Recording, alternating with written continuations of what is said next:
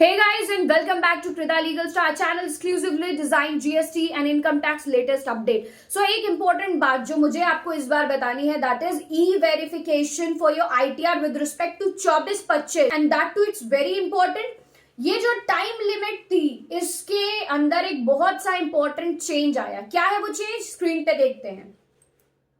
Number 1 is that as you can see over the screen e filing for the ITR 24-25 के respect में यहाँ पे बोल दिया है अर्लियर जो पीरियड होता था दैट वाज ऑफ 120 डेज। अब सिस्टम क्या है, जब आप ITR फाइल करते हैं तो सबसे पहला प्रोसेस आपने ITR को फाइल कर लिया, ठीक है, तो वहां एक ऑप्शन आता है ई वेरीफाई योर ITR।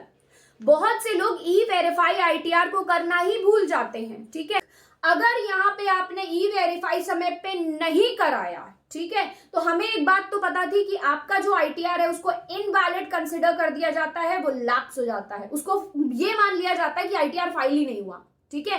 तो ये जो 120 दिन का जो टाइम पीरियड था, अब डिपार्टमेंट ने उसे कट ऑफ करके उसको 30 दिन के अंदर निर्धारित कर दिया है। यहाँ पे एक चीज और जो आपको PPT के अंदर दिखेगी that is why I didn't need to file the ITR and that too e verify it. आपको समय पे ई वेरीफाई क्यों करा लेना इंपॉर्टेंट है, तो उसका सबसे बड़ा रीजन ये है कि अगर आपने समय पे अपने ITR को ई वेरीफाई नहीं कराया तो इसको ये कंसिडर किया जाएगा कि आपका जो ITR है दैट इज इनवैलिड।